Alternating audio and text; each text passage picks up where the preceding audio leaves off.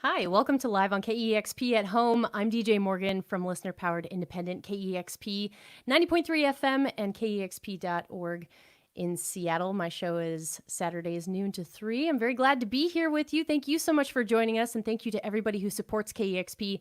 It's because of you that we have a live broadcast with human beings DJing 24 hours a day, 7 days a week. We have all of these amazing live in-studio performances on our YouTube channel and live in our building. And even during these times when we're all at home quarantining, we are still connecting you with artists and live music. And I am so happy to introduce right now joining us, beabadoobee. Hi, Bee. Hello. How are Hello. you? I'm good. How are you? I'm good, thank you. Where are you right now? I'm quarantining at my boyfriend's house at the moment for the time being in London. Nice. How are things so far? How are you feeling? It's good. I've got a bit of a cough, but it's not corona. It's not the Rona. Because I quit cigarettes and hay fever and just a bunch of things. Like, I think my asthma's come back and like I'm hella snotty from like the pollen. So I apologize if my voice is like, you know. I think you sound fantastic already. Thank you so much for joining us today. We really appreciate Thank you you for spending having this me. time. Oh yeah, of course. So you have a bunch of amazing EPs out now. The latest one, Space Cadet, came out this past October, and you're going to be playing some songs for us today. Would you mind kicking us off with a couple? Hell yeah. Cool. What are you going to play first? This one's called Summer Often. Perfect.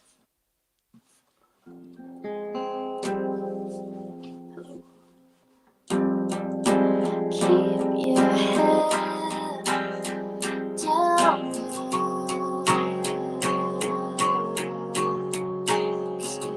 the sound.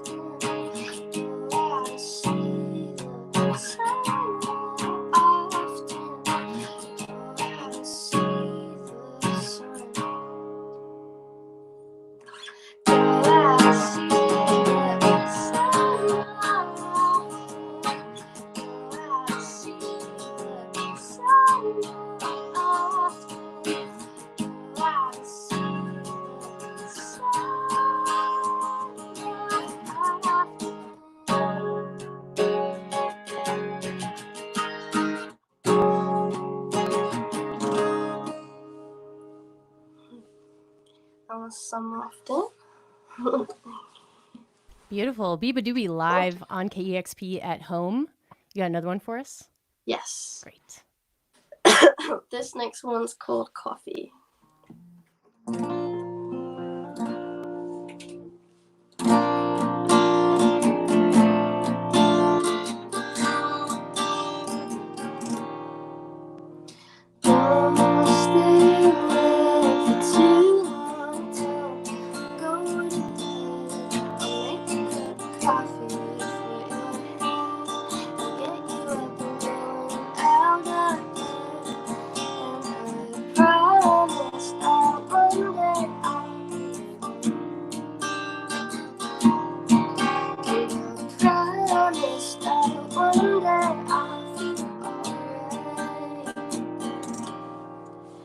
And I'll make a cup of coffee with the right amount of sugar. Make a cup of coffee with the right amount of sugar.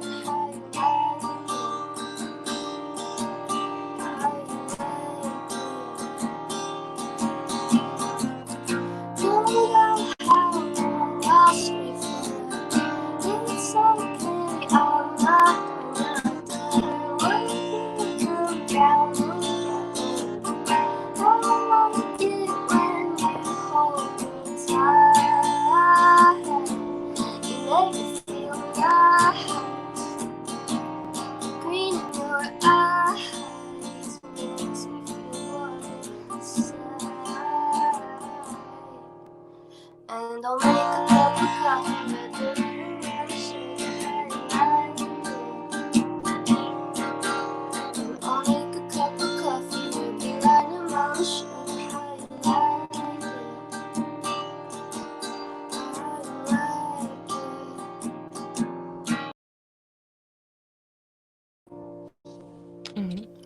Beabadoobee live on KEXP, the song Coffee, and that was the song that basically launched you, right? Yeah, pretty much. Yeah. Was that the first song that you ever released? First song I ever released and first song I ever wrote. Yeah. Wow. Mhm. That's amazing. Can you talk about your journey of like how did you end up picking up a guitar and writing songs in the first place, and how did coffee end up exploding for you? I guess I was sad and bored, and my dad brought home a really shitty classical guitar that I called Liz, after my first counselor. And yeah, that's where I wrote Coffee on. And I guess like the chords are like super simple and it's super repetitive, and I recorded it with no metronome. It's pretty messy. And I guess that's when it's kind of obvious that's the first song I ever wrote. And I think the vulnerability of the song and the it coming from a genuine place and coming from quite an innocent one is like, I guess, clicked onto people, and that's why people clinged onto it and related to it somehow. And I guess like the melody and the kind of shitty recording of it stuck. And then people like sampling it. So Yeah, it was sampled recently, huh? yeah. Mm-hmm. That's amazing. Powfu just released that in February. Didn't it reach like #1 in the UK already? Yeah, it's crazy. It was really hard. It was like, because it's my baby. It's like right. One of the most purest things I've ever written and released. And it takes a while for that to kind of sink into me and let the world see it. And I didn't expect it to blow up that much. Like, it kind of blew up, like the original blew up kind of, and pretty much blew up. But then when it got sampled, it's like this whole new audience saw it, and it was stressful. But I'm honestly like grateful for everything that it has given me. But it was very scary. I guess people find it hard to understand why I find it scary.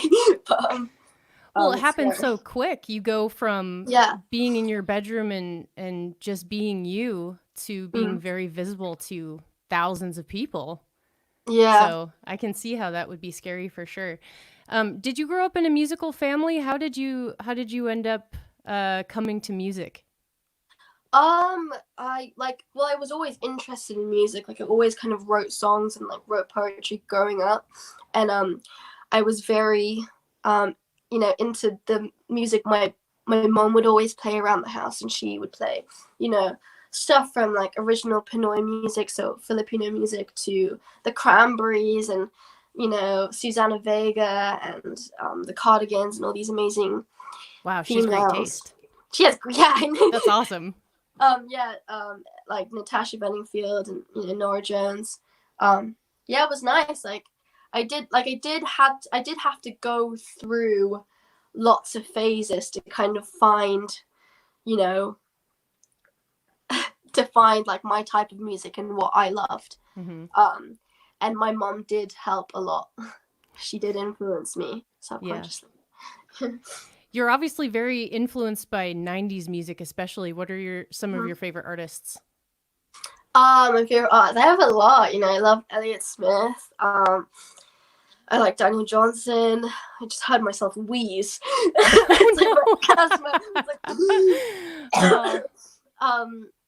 Who else? Pavement, obviously, Sonic Youth. Yeah. Granddaddy. Kay's Choice. Life Without Building. There's a lot. Duster. At the moment, I've been, getting into Amy Mann, just the cover and playing later. Nice. Just cool people from the era. That's awesome. And the sounds of your EPs. So you've done 4 EPs in just a couple of years, and each one sounds like you're just leveling up immediately, which is so awesome to hear. Thank you. Over such a short period of time. It goes from very quite lo-fi to this last one, Space Cadet, is so full and rich. When did you start playing with other people, and how do you find those sounds increasing incrementally? I guess it was like at the way my music changed is just kind of how I changed as a person. Like my music grew with me pretty much. And at first it was just me and my friend Oscar who helped produce the songs, and he produced Patched Up.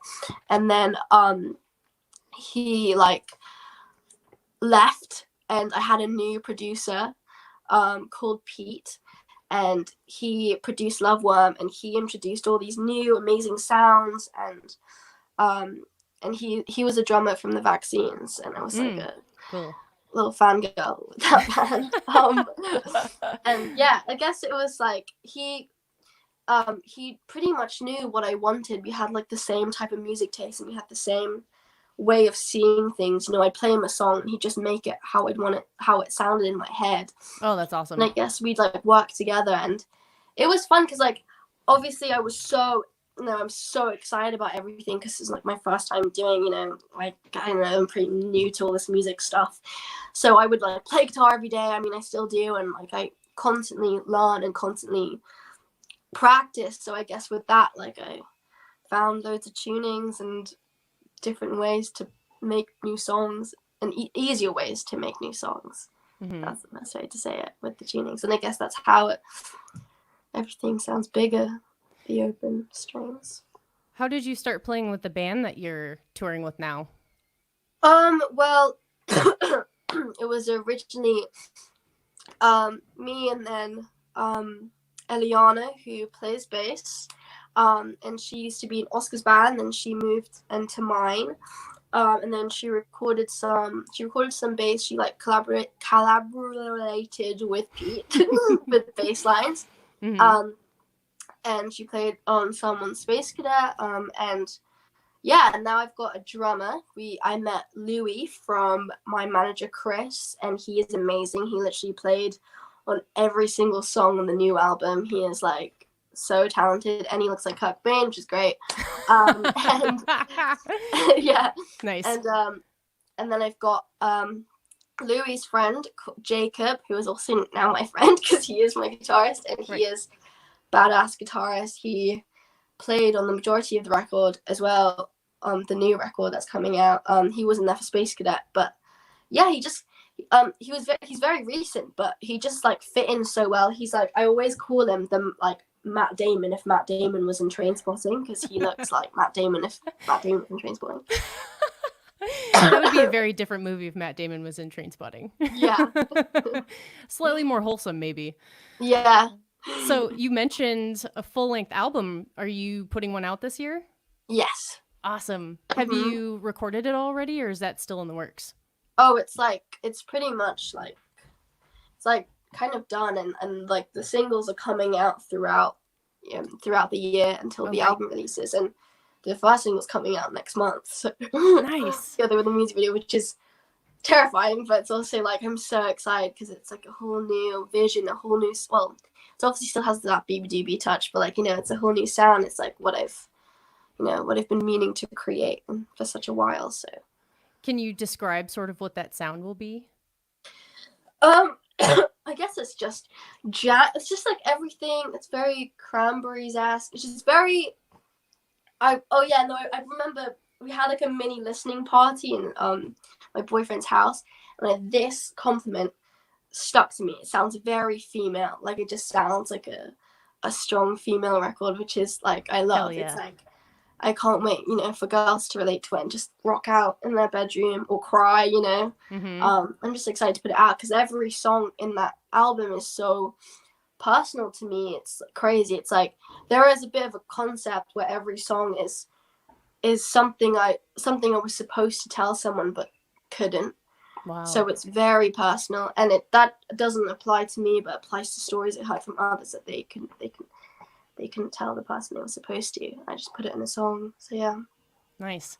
Well, I'm glad that you already had it recorded, especially now that we're all quarantined, right? Oh yeah. I mean, one of the songs I had to record in quarantine, which was funny. I had to record it on a 4-track, so it sounds really cool because it's on tape. But yeah, I'm just excited for everything to come out.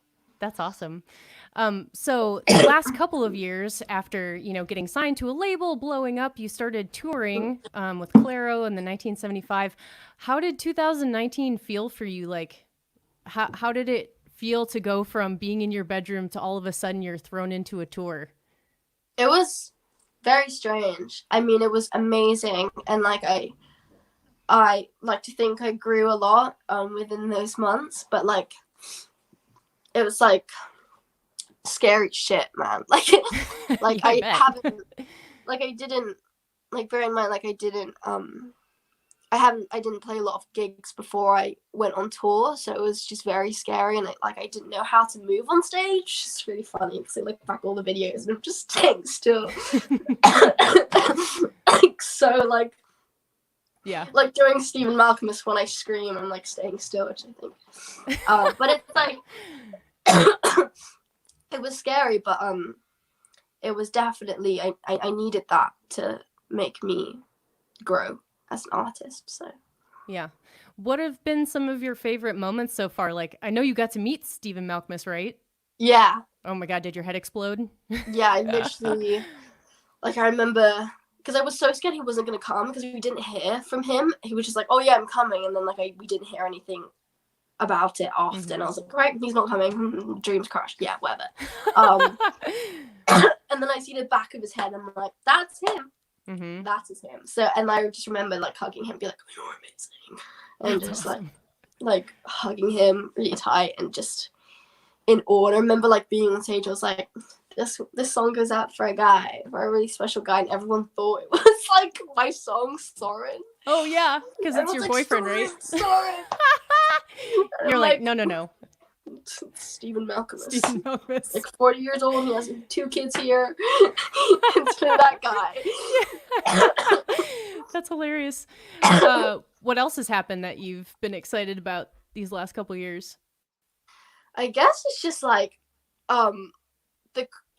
being able to hang out with a band and like that are pretty much my best friends, and I'm being on tour and we just like do whatever we want, you know, and being able to do that with your best friends is just like a crazy experience. Like I get to travel the world with like the people I love, and I have such like an amazing team, and it's like such a healthy world and world on tour. Like it's just really nice and refreshing, and I guess that's what I miss a lot during quarantine. I've been kind of reflecting on that a lot. Yeah, and it's that, and it's obviously meeting people are great, and it's that, and mostly playing shows is like, honestly, I cannot like find a feeling from anything else that gives me as much thrill as being on stage. It's like, and I used to be like the most timid bitch in school. Like, I did not like. I just had like, I remember like having no friends in the first year, and just like being like struggling a lot, and being on stage was like not in my mind. Like singing in front of thousands of people, I was like, nope, that's never gonna happen. And the next thing you know, I'm like playing the second night in O2 Arena and being like fine with it. Just wow, strange, very strange. Was that sort of that moment where you were like, I am different now? Yeah, I can do this. Yeah, it's like everything, like as soon as I step on the stage, it's like the first song is like obviously so terrifying, and then it just all goes away, because I look to my left and I see my best friend. I look to my right and I see my best friend. I look behind me and it's Louis, and it's like, I'm literally with my friends on stage, and we have like mini jokes, Yeah. And like because like the 75 tour, like I saw the same people, like the 1975 fans are like, they go to every show, and I'd see the same people, and it'd be like to my guitarist, like, it's that same couple we saw for like a week, dude. Wow. Yeah. It was so fucking trippy. I mean, it was amazing experience to have with like my best friends. That's so cool.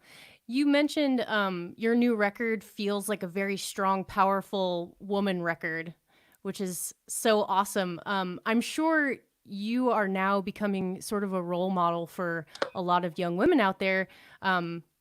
You mentioned in high school not having friends, being sort of an outsider. I totally vibe with that. I was totally the same, like wearing headphones, dyeing my hair, feeling like a weirdo.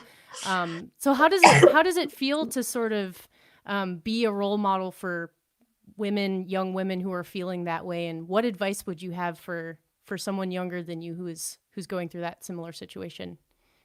I guess it's like really flattering to know that I can be that someone in someone's life, and I thankfully gained friends when I found my group of people, and it was hard, but I got there in the end. So I guess to anyone who feels as if they're an outsider, is just to continue to be yourself, because you're going to find people like you, and I guess it takes a while to get comfortable in your own skin, and I thought I was comfortable in my own skin during Space Cadet, because I was like, yes, Space Cadet, I fucking know who I am, I'm Space Cadet. Like, I didn't like... That's your avatar? Yeah. Yeah. Like, but I didn't, I still didn't know, and like I still don't know, and you just have to accept that feeling, and but you have to know that you'll get there. Like, I guess that's what I can say. Yeah. And music really helps, huh? It sort of saves. Yeah. Definitely find a hobby to just like distract yourself and to just completely concentrate on and be passionate on something, because like when I found music, it was like, I used to write a lot, and then in general, and then when I found music, I can finally put my words into melodies, and it was therapeutic, and it was almost like a relief, because I can finally get it off my chest. Like if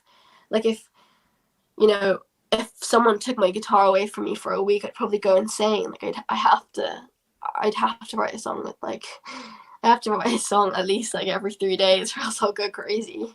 Yeah. Well, you're very good at it. We'd love to hear another song. You're going to play She Plays Bass from Space Cadet. Is this about anyone in particular? This is about my bassist, Eliana. It's really funny because everyone thinks we were going out after this song was released. They were like, oh my god. They're like, oh my god. And I'm like, we love each other so much, but we both love our boyfriends. You're platonic life mates. Yeah. Mm-hmm. It's beabadoobee live on KEXP at home. Let's hear it. Sick.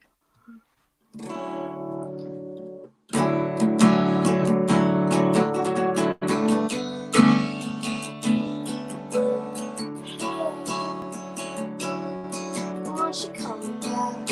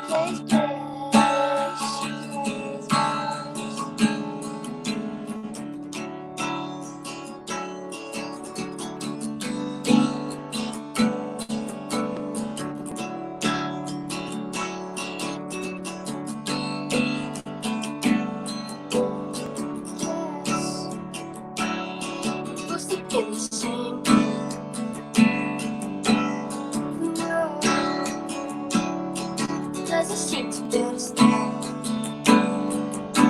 your chest.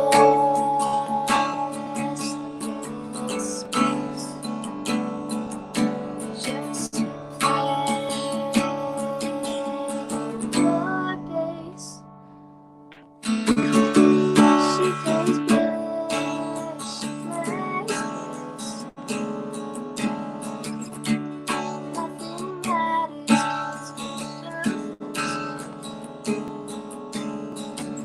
pretty shit,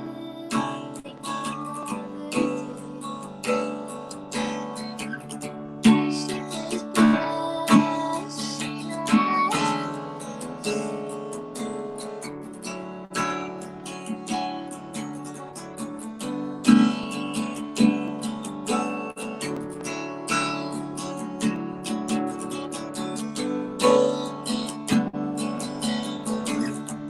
She plays bass, she plays bass. Nothing matters 'cause we're both in space. How I wish we could just think, so you could teach me how to be more like you. 1, 2, 3.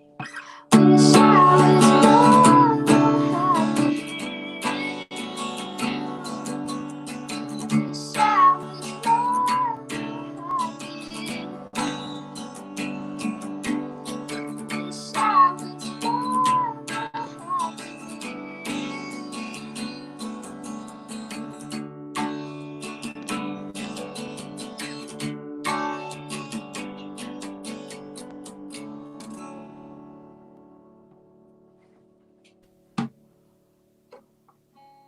Yeah, love that song. Thank you.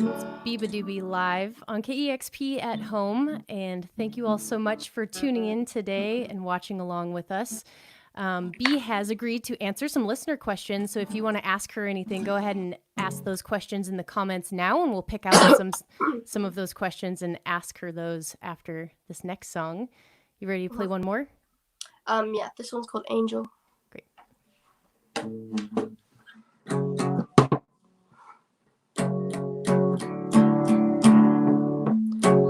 White angel intoxicates me, just another get used to it.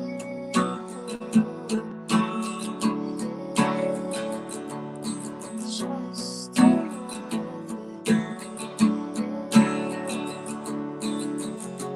Your bones are only pain.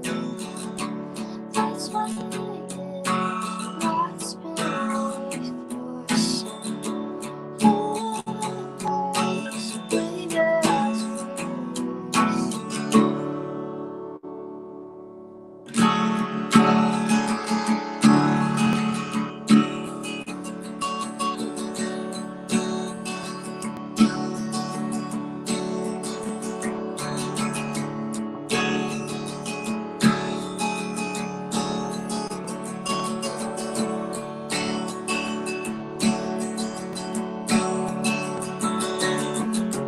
I'm scared of missing my words. I blame myself.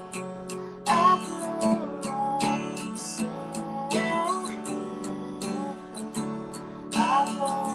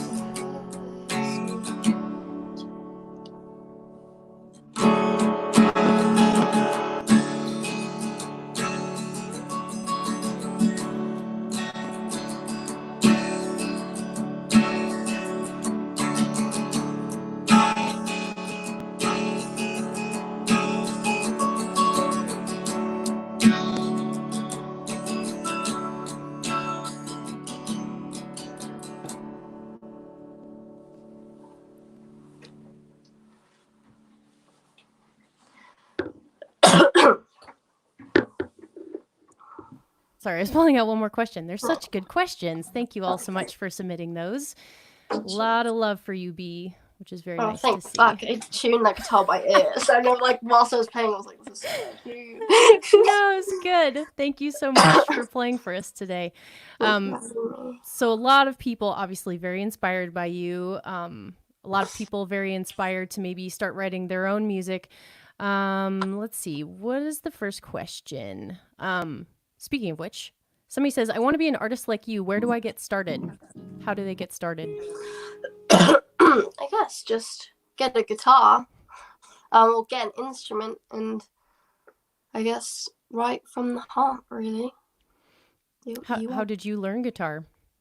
I honestly, like, just loads of YouTube tutorials and learning songs, like learning like covers. I mean, I only, like, the first cover I learned was "Kiss Me," and if you will find that they are very similar chords to "Coffee."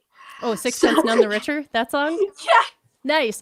That was one of the first songs I learned how to play on guitar too in guitar lessons. It's so easy. It's so easy. Yeah. It's like the best song to start off with. So learn "Kiss Me." Yep.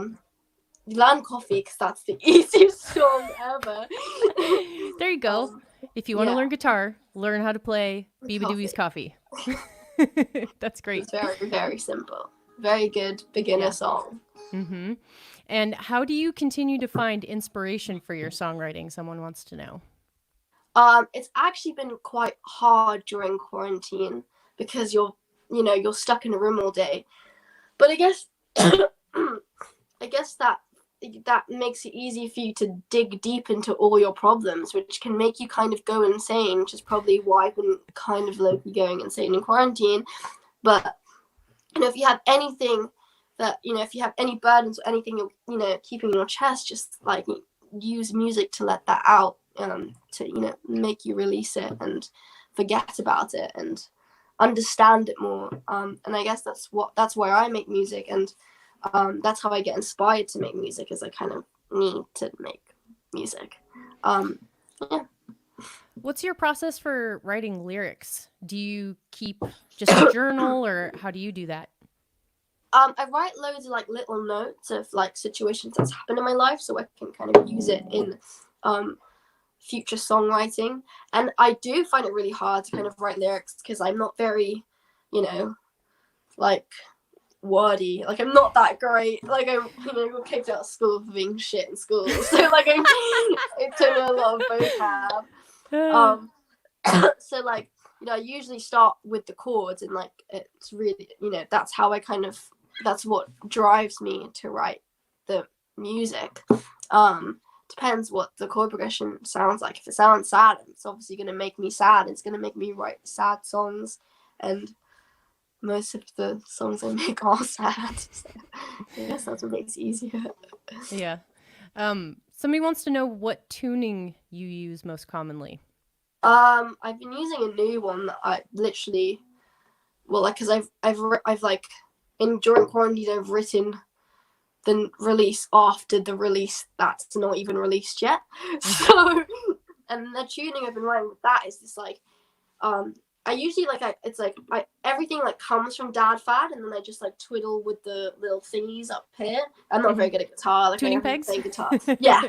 Yeah. I've been playing guitar for a while, and I guess it's like a mixture of Dad Fad and the tuning I made for I Wish I Was Stephen Malkmus, and that's like DAE, CAE or some shit, and then the tuning I've been using most is DAE, FAE. I don't know. I like tune it by ear, so like I don't know like what the actual letters are. I just like know what it sounds like. I remember someone like, I always get asked that question. I'm just like, I'm so sorry. Just like, I just don't know. Like, I can hum it to you, but that's it. Like, I want to take guitar lessons from you because you make it sound fun. It's very fun. You're like, you just twist these thingies up here and just do it like this. Yeah, just put your fingers on the strings and just, do every shape you think is a cute shape, and do whatever, sounds nice. Actually, there's no rule in guitar playing, Exactly. And you find your own style. Like, I guess it's just like mine's like still a bit rough because like I just haven't been playing guitar for a while. But tuning on guitar into different tunings really help because it's kind of a cheat, you know. Like you play it open, it's like, oh my god, it sounds so complicated. And like I'm using one finger.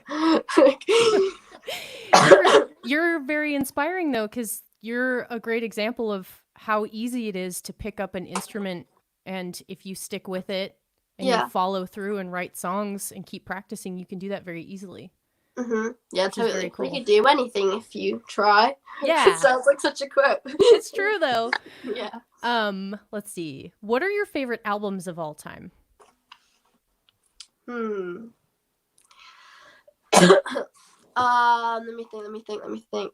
The EXO album by Elliott Smith. Sgt. Pepper's Lonely Hearts Club.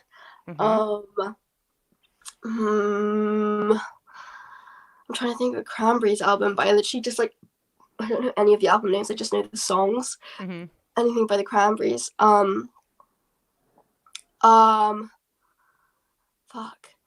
That K's Choice album. I actually don't know the names of these albums. Happy. I think that's what the name of the album is. Anything by Duster. The one where when it's like a blue cover, that Duster album where it's blue and there's like a thing going across it. Yeah, that's my favorite one of my favorite albums. It's like all these albums I can like not skip a song in. Like every song is a banger. You know how when you listen to music you're like, this song is great, but I'm gonna skip it. In these albums I had never skipped a song. That's the mark of a favorite album of all time. Yeah. Is if you're like start to finish. Really. Yeah, pretty much. I don't skip any Pavement songs, so I guess just Pavement in general. Man, there's loads, but I don't know why I can't think of any. Those are all great examples. Thank you. Somebody's asking, are you allowed to tell us the title of the new record? Oh my god, I don't know. Fair enough. I make the rules, but I'm like, I don't know. I mean, right. So, I can give like a little I've been like, there's a whole imagery behind the album. It's just like flowers. I've just been really liking flowers a lot, and I like how, I just know, like the meaning of the album. I guess it just a flower is a good way to represent the album. Yeah. Gotcha. And it comes out next month. And do we have a date, or is that also? Oh, the album's coming out this year, and the first single is coming out soon. Yeah, soon. So like June, soon. May. Yeah, June. Coming out very soon. Coming out next month, pretty much. Gotcha. And yeah, I'm just excited. It's kind of scary, but yeah, that's very exciting. Oh yeah, I wanted to ask you earlier. So you put out these series of EPs, over the course of like 2 years. So why is it that you're now putting out a full-length album rather than like saving all of those songs up on those EPs? Like why were you dropping things so frequently rather than saving them up for a full record? I guess like I was just writing music constantly, and I like to see my growth. Like, I was asked if I wanted, before I got signed, I was asked if I wanted to delete anything on my Spotify, but like I decided not to because I wanted, people looking at my discography being like, oh, she makes like songs from like Patched Up, and then she has like Are You Sure from Space Cadet. Like, what the fuck? That just sounds completely different. Like you hear Coffee, and then you hear like I want to be like kind of an all around like, look what I can do, like yeah. I guess it's they're different sounds. Yeah. All being part of the journey, and I think it was all leading up to this point where I was ready for an album, and I think I'm ready for an album, so I wrote an album. Awesome. Somebody says, let's see, was it difficult or scary getting a big following so quickly? Oh my god, it's terrifying. It's fucking horrible, but it's amazing, and it's great because it's like me trying not to get in trouble. It's great. It is wonderful knowing that people are excited to see the new stuff and are waiting for new music, and so encouraging and so lovely.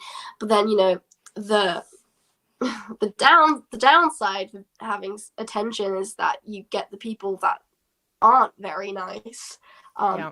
And I've been trying to get used to that. It is really hard because I guess people have this misconception that I'm like ungrateful and stuff, but it's just because I'm fucking terrified and I don't know how to do everything. I don't know how to do anything, and I'm quite new to this. Like, I never planned to be a musician, you know. I planned to be a nursery teacher, and I still plan to be a nursery teacher. Oh, really? Yeah. So like, and I'm gonna do music for the rest of my life, like till the day I die. But like, you know, I do wanna teach in the nursery, and I guess I'm not used to being in the limelight. I was never the center. You know, no one really cared about me growing up. Like, no one gave a shit about me. So it's strange how even the people that hate you give so much shit about you. And it's kind of scary, but I'm getting used to it. Like, there was a period where I literally searched every hate comment about me and dwelled on it and just got so depressed on it. But now it's like, with the help of my boyfriend, he like slaps me every time I go on Twitter, I am doing fine. Yeah, it's very important not to look at the comments. Yeah. It helps. Yeah. Let's see.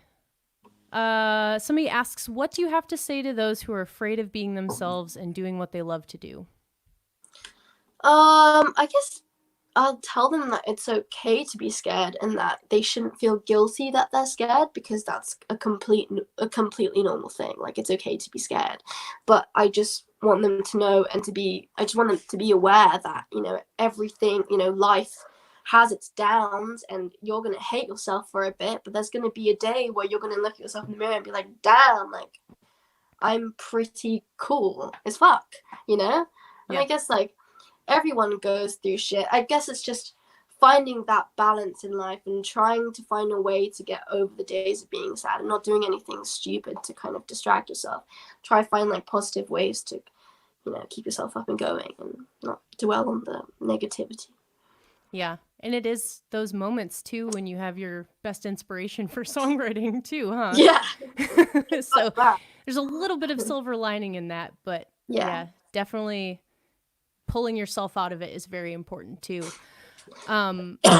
So you had mentioned that you had a hard time at school. Somebody's asking your advice on how do I survive school? Oh my God. I mean, I never did. So, well, I thankfully managed to find, sorry, an amazing group of friends who were like me, but who were also extremely pretty, so it just made me kind of more depressed. So I was like, great, I'm friends with like a Vogue model. But like, you know, I guess it's just finding your crowd and finding people that like make you see yourself the way, you know, you're supposed to be seen, that you're an amazing person, and stop giving yourself shit for being not an amazing person in your head. And yeah, I guess it's just, school is shit, but there are always good days in school when you see, you know, someone you like or someone you're friends with, and there's always things to look forward to. Like, the things I miss about school is like going, like, it's as simple as like walking to the next lesson with my friend. Like, I miss that shit so much. Like, I hardly see my friends now. Like, you grow up, and growing up is like fun, but it's also shit when you grow apart from people that you used to be so close with. Like, all my friends are in uni, and now Corona happened, so all my friends are in the same place as me, but I can't fucking see them. Yeah. So it's like so annoying. Yeah, it's like you're finally home and you could hang out, but you can't.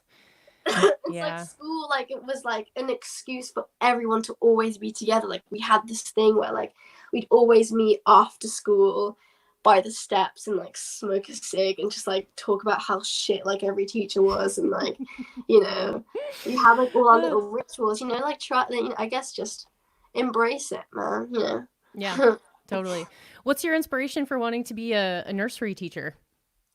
I don't know. I remember, like, I guess I just really like kids, and I just admire their creativity and their innocence. And I remember doing, I was a teacher assistant at a nursery when I was like 17, and that was like the best like 2 weeks of my life. It was so sick, and the kids were really funny. I guess me and kids just get along. Like we just we just understand each other more, you know. Yeah. And yeah, you have like, good I'd energy love for kids. and I'd love, I'd love to be that teacher that just like sings like loads of songs to them, and like I'd love to write plays for them. I think that'd be so cute, you know. Yeah. Man, I'd love that shit. When do you think you'll? Yeah, I guess I have to stop swearing first, but yeah, I'll get there. I'll get when I become like a wholesome person. I mean, I like to think I'm wholesome. When I become more wholesome. you got to get your yayas out first on Yeah, tour. yeah. Like you're Yeah, partying, exactly. you're cussing. Exactly. Like this is my wild phase. Yeah. And then I'll go and I'll be like the wholesome, like I'll dye my hair brown, like that shit. Like, you know, kids really, really like dyed hair. You don't actually have to Really? stop doing that. Oh yeah. no, I'm gonna. Yeah. My hair was pink before quarantine, and then it all washed out. But you know, every time you see a kid, they're like, "Oh, your hair's so pretty." So you could totally still have. I'll dyed get hair. them to dye my hair. Yeah. We'll have like dyeing hair lessons. Genius. Like, it'll be sick. I'll be the sickest nursery teacher. I can't wait. Yeah, I love it. Okay, last question before we hear the last song. What is the first thing you're going to do after quarantine? I'll probably, hopefully, if I have time, to go away and probably like stay in Paris for like a week with my boyfriend and just go away. Fuck off. Just travel. Yeah, travel just for a bit. I know I'm going to be on tour loads. That's probably what I'm going to do straight after quarantine is probably work. But I'd love to, spend a week in Paris. Yeah, that sounds lovely. I'll join you. Oh, yeah. It's great there. So you have chosen a cover to play for us today. What did you choose? I chose Save Me by Amy Mann. Oh, great choice. Love that song. It's so nice. Yeah. I'm to read the lyrics. Oh, yeah. You just learned how to play it. Yeah. All right. It is Beabadoobee live on KEXP at home playing Amy Mann, Save Me. This one goes out to Daniel Stewart, who told me to cover this song ages ago. You look like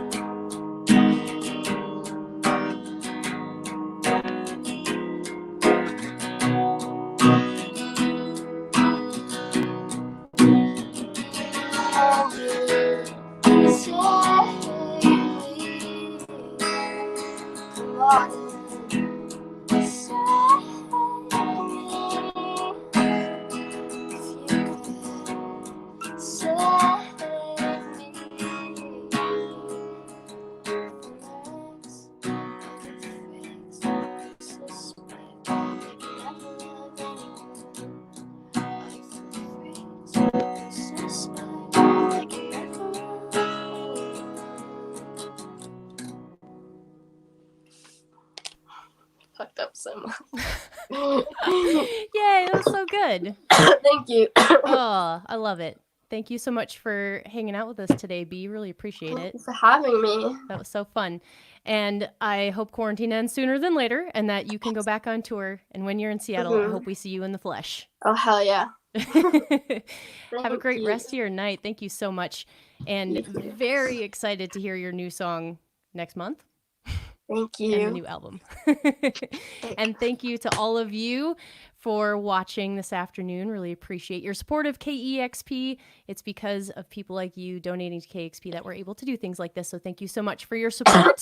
And we have more live streams coming up. So make sure to check out our virtual events calendar. We're going to post that link in the chat if you want to check that out. And you can listen to our broadcast anytime, 24 hours a day, 7 days a week on 90.3 FM in Seattle and online at kexp.org. We have more in-studio sessions that we're posting on our YouTube channel as well, and lots more stories behind the music at kexp.org. So thank you so much.